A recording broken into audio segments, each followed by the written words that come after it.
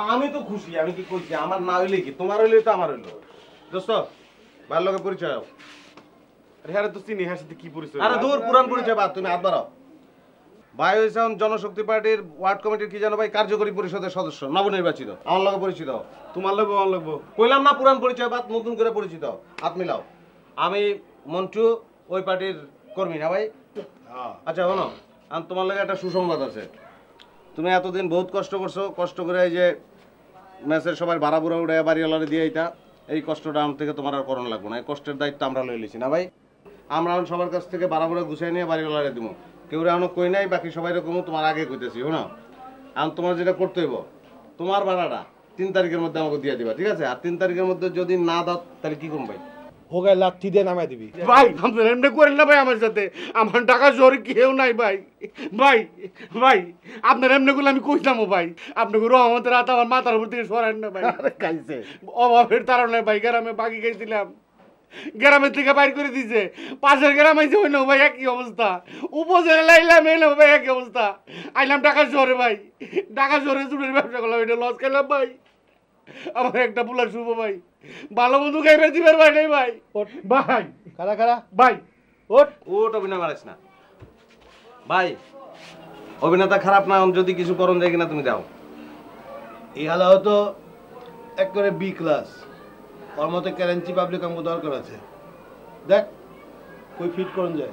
ওরে মনে করো ভাই তুমি আচ্ছা পয়লা হয় আমগুলো লগে লগে থাক সবসময়, তুমি সবসময় আমগুলো লগে লগে থাকবা, বুঝছো?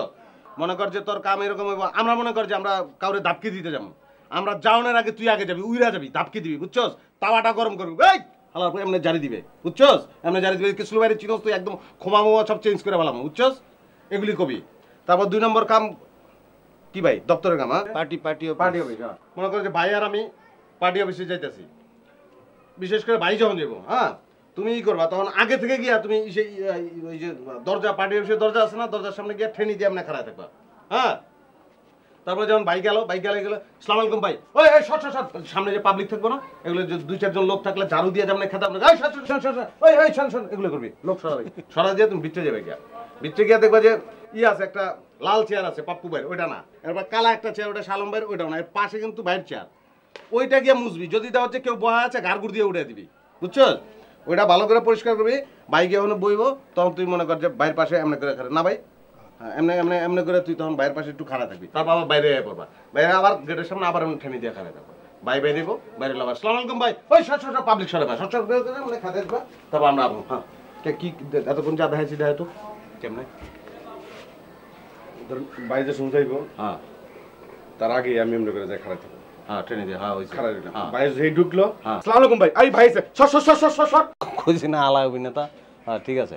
আরে ই লো গামছা লো, একটা গামছা লো, গামুস বাড়ির গামুস।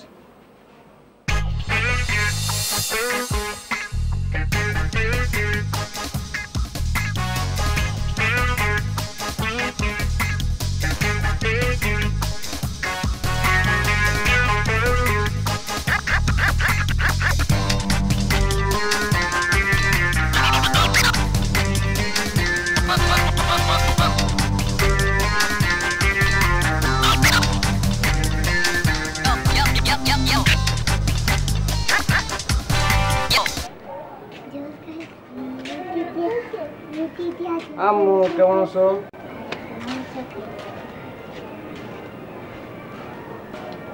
স্কুলে গেছো?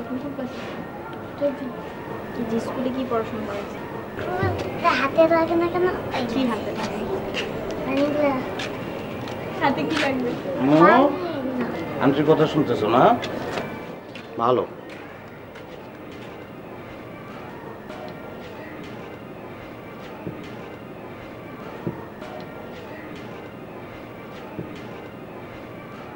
আপনার সমস্যাটা কি?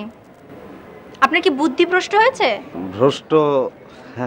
আপনি কি মনে করেছেন এদিক দিয়ে যাওয়া আসা করবেন, একটা অচেনা বাচ্চার জন্য আপনার প্রেম উতলায় পড়বে আর আমি কিছুই বুঝতে পারবো না? একটা শিক্ষিত মেয়ে হয়ে, ঢাকা শহরের মেয়ে হয়ে কিছুই বুঝতে পারবো না? আপনি শিক্ষিত কি বুঝছেন কোন না? আমি কি বুঝছি এটা আপনাকে আমার জানানোর দরকার আছে? আপনি কি জানতে চাচ্ছেন? বাচ্চা মেয়েটা কেমন আছে, নাকি তার পাশে যে মেয়েটা বসে আছে সে কেমন আছে? যদি সেটা জানতে চান তাহলে বলুন পরিষ্কার করে যে আমি কেমন আছি। কেমন আছেন?